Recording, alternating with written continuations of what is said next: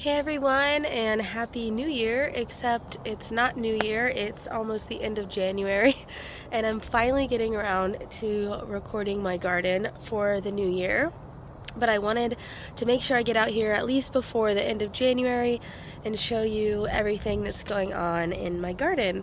It's been a pretty relaxed year so far in my garden, pretty hands off, everything's kind of doing its own thing, but I still want to record the progress. So let me turn the camera around and show you everything. I'm gonna leave this recording 100% raw and unedited of what my garden looks like right now in January. It is January 22nd today, and yeah, I just kind of have been really relaxed in the garden this past month. But Nelly, come here.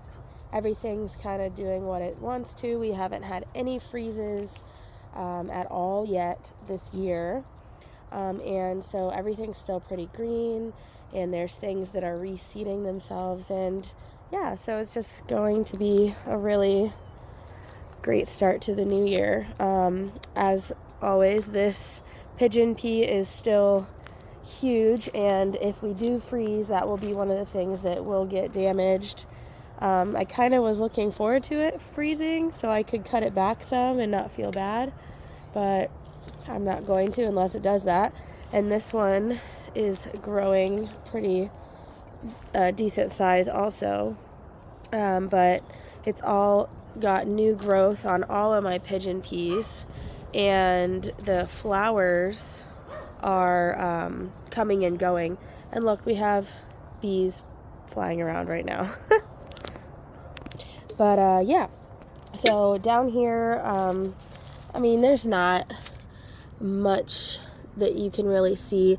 There's just some seeded things. This is violas, there's carrots. I have some purple coneflower in here, some self-seeded, oh my gosh, what are they called? Cosmos, and then there's just a bunch of little tiny purple coneflower plants still growing. So I want to monitor those. That's why I'm recording this, really, just so I can see the progress of those, because those should take off in the new year, or in the next few months, I should say.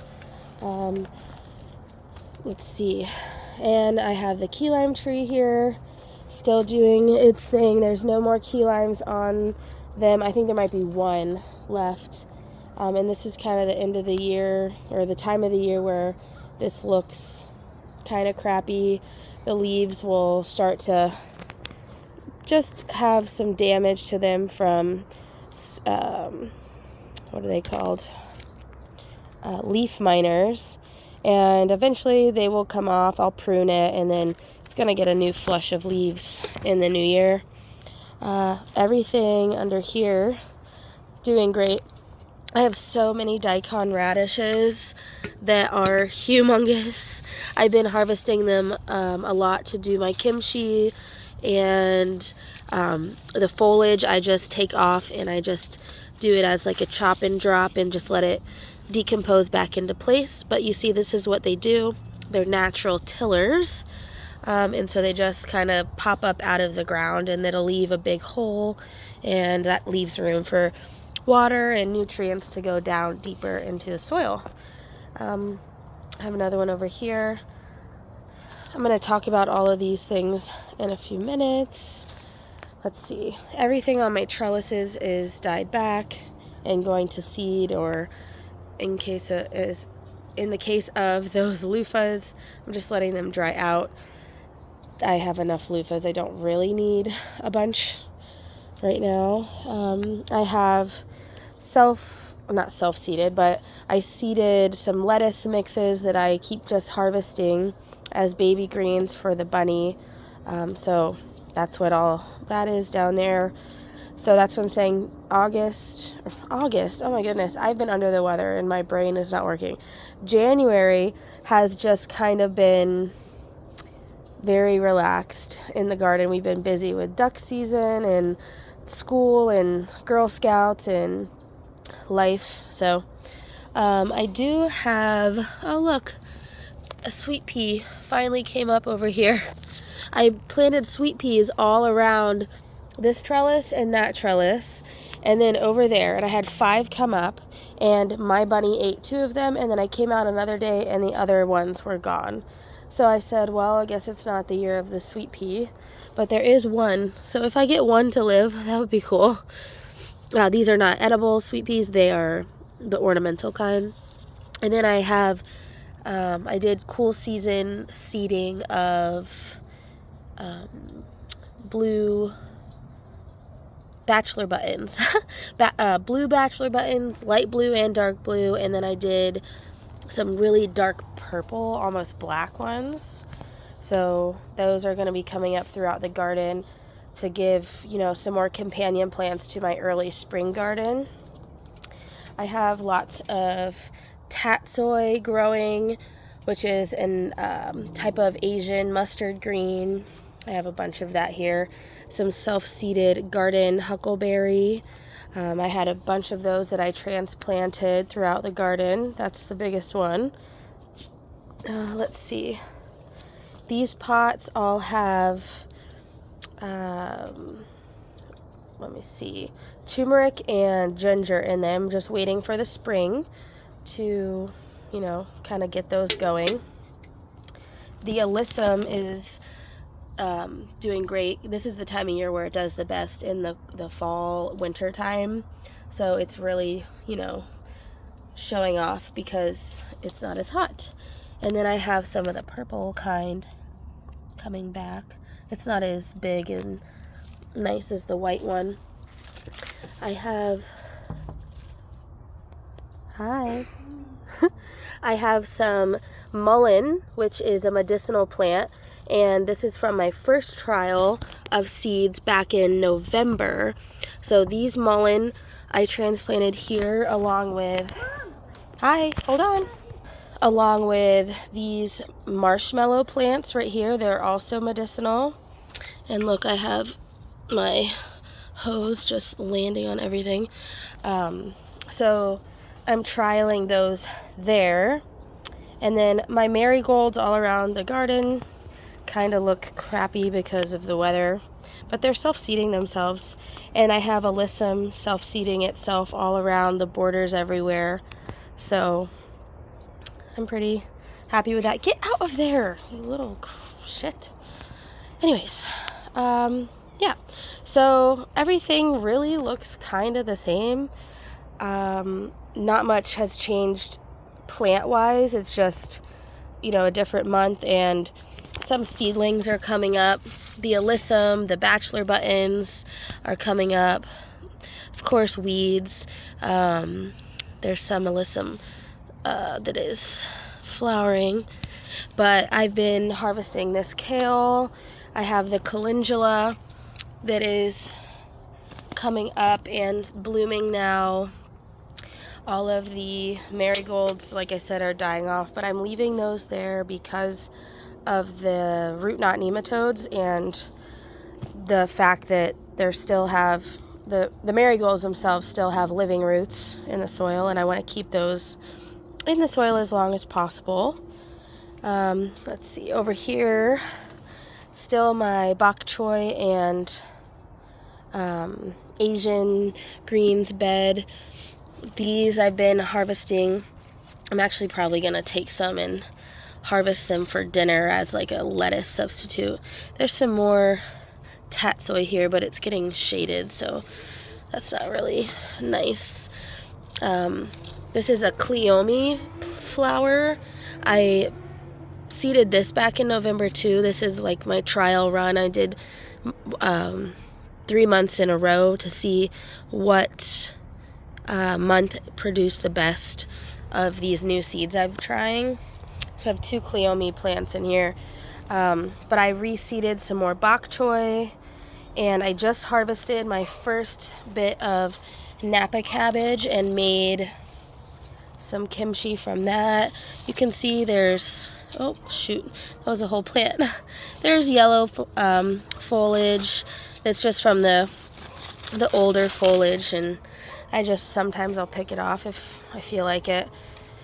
But we're almost to the end of seeding cool season crops. I might get one more seeding out of these things, and then we'll be moving on to warm season stuff before you know it. Over there, not much is happening, just some self-seeded mustard greens everywhere. And then I have some turnips in here, some turnip greens. Probably harvest a few of those in the next few days. There's some carrots in there. The sugar snap peas, or like the, peas, I don't know what happened, but these did not live. Not really sure there. It's a mystery. My coral honeysuckle is doing great. It's got a lot of new growth on it, so excited about that. And I apologize for my voice. I've been, like I said, sick, and I sound kind of awful, but it's fine. Down here, I have some agastache or agastaki or anise hyssop, which is a medicinal plant, and I have that self-seeded. It is a little thick. I'm just leaving it until it gets a little warmer outside. I want to see what it does on its own. I have some yarrow, some more mullein. This is some Swiss chard. There's another little yarrow plant. So in the spring, there's some more yarrow there. In the spring, the yarrow will fill back out and hopefully bloom everywhere. I seeded bachelor buttons, dill, chamomile, and all sorts of cool stuff. Here's some more of that anise hyssop. Here's some more mullein. Here's a garden huckleberry. So this is my mixed border over here. Here's all of my winged beans. I don't need any more winged bean seeds, so if anyone wants some, I'd be happy to give you some, because I don't need that many. I could pop them up on my Etsy shop, I guess. Yeah, this is just this little section I didn't have anything planned for, so I seeded mustard greens all in and some daikon radish. Here's some daikon. This is the foliage of the daikon. Here's the mustard greens, and then the daikon over on this side I'm probably just gonna leave so it can self-seed. There's some more yarrow popping in. And then like I said, I seeded the dill and bachelor buttons. So I love bachelor buttons, and I just found out I loved the color that they bring and how long they bloom and the abundance of their bloom. So I thought that was a really good companion plant to have in the garden in this early spring. And they don't, if we do get a freeze, they're not going to die. So it's a good cool season flower to plant.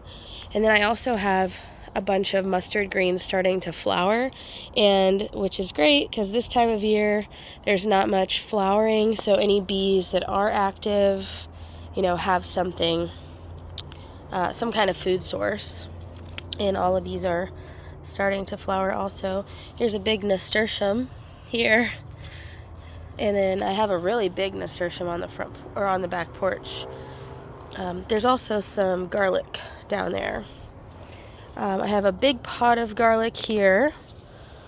I guess there is a couple key limes left that aren't quite ready yet, but they're not yellow, so they're not done. So big pot of garlic. We'll just see how this goes in the spring. What is that? That looked odd. It doesn't look like it's garlic, but I guess it is. I planted some turmeric corms, or I guess they're corms, roots in here, and I overseeded it with some alyssum. I'll just take the alyssum out of here, and once it's got some roots, I will transplant it in the spring. The same goes for here. I reseeded this.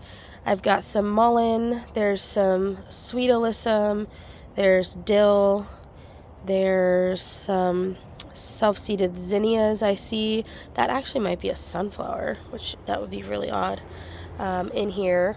So this is just going to be more of the mixed border, I took out the cranberry hibiscus and the roselle. Here's a big patch of the yarrow, which is a medicinal plant. That is one of the plants that I made my medicinal antibacterial salve out of. And then, yeah, not much else is over here. Just some more alyssum. Oh my goodness, there is bunny droppings everywhere. That means that there's been bunnies just coming out here and having a field day. Oh my goodness. It's fine. They can sit right here. But I just noticed, well, didn't just notice, but all of my seeds from the roselle are drying. So those will probably self-seed right here, which I'm fine with. But I have an overabundance of roselle seeds that I don't know what I'm going to do with. So figure that out. But I just noticed that where the bunny ate off of this sweet pea, it grew back. And here's another one, 2. Here's another one, 3.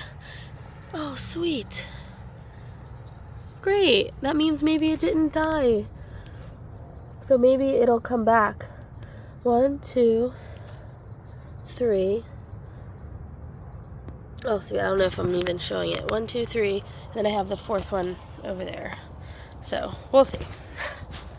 Yeah. But basically this is, what my garden looks like. This part of my garden in January. Mess and all. Let's see if any sweet peas popped up down here. I don't see any. It's alright. And then this alyssum is so pretty right now. Some nasturtiums. So there's a lot of things that are getting prepped and starting to grow for the spring season. So if it's not blooming now, it's getting ready to bloom soon, just shortly after spring. And a lot of that I actually wanted to show. I am doing a winter sowing method. So hold on. Winter sowing is actually a method where you take containers that act as like little mini greenhouses. In my case, reused vinegar containers or milk jugs. I have a cheese ball container, a pork skins container, a 2-liter bottle, anything that is clear or opaque that can let light in and let water in. You can make a little mini greenhouse and sow seeds in it, water it really well the one time, and then it will just gather precipitation from outside and will basically grow without you doing anything to it. So it's a really good way to get a jump start on the spring season, and doing it almost completely free. All I did was buy some potting soil and reuse containers. And yeah, so these containers here, I haven't put the tape on because I ran out of time and I forgot to come back out here, but they're pretty much closed. I've just been keeping water on them, but I label them. They have no cap, and then you basically cut a hole or a slice around the whole thing, except very small part there where you can make like a hinge, and then you tape around it, and that's it. And then your seeds grow, and in the spring when you're ready to plant them, none of these have started yet, you have hardy seedlings that have already been hardened off. So this is cotton candy status, and if you look down in here, there are so many status seedlings. This is Dusty Miller. I have Horseheel, which is a native type of sunflower with a medicinal purpose. I have not been able to get Horseheel to germinate, and doing this method, it all germinated in there. Some more status. Here's some yarrow. The yarrow's looking good. This is chamomile, and this is in a cheese ball container. So I just cut a bigger hole in here so it can get rain. This is artichokes. Oh, I do have an artichoke Sweet. I don't know if I have more than one, but I have one artichoke in there so far. This is the toothache plant. This is a medicinal plant. And then I have white sage. So this is what I've heard is kind of hard to germinate, but it is germinated in this fashion in a pork skins container. And then what did I say this was? Dusty Miller. So I have 1, 2, 3, 4, 5, 6, 7, 8, because there's 2 doubles. 8, 9, 10, 11, 12, 13. I have 13 different varieties of seeds that I'm starting in containers that are free. Plus, I don't have to do any work. And if you ask me, that is my kind of gardening, because sometimes we get too busy to, start seeds, or we forget, and this way it's already going, and by the time spring comes I can say, oh, I forgot, I was already starting seeds, and they'll be ready to go. So that's my little tip. I have another video I did probably January last year. I can link that below for people that want to watch. And then the last thing, I have more, what is this? Mullein, tiny baby mullein seeds, some more cleome seeds, and more marshmallow seeds in this that I sowed just regularly. I put more mullein and marshmallow in like the winter sowing method to try those. Oh, and cleome. Cleome, however you want to say it. So we're gonna just experiment with those and see how it goes. So yep, that is my garden in January. I'm gonna look back at some other pictures and screenshots of what my garden looked like last year in January, and I think it's a big difference, so pretty proud of it. And yeah, can't wait to get gardening in the spring. There's a lot changed in the backyard, so can't wait to show you. All right, thanks for watching.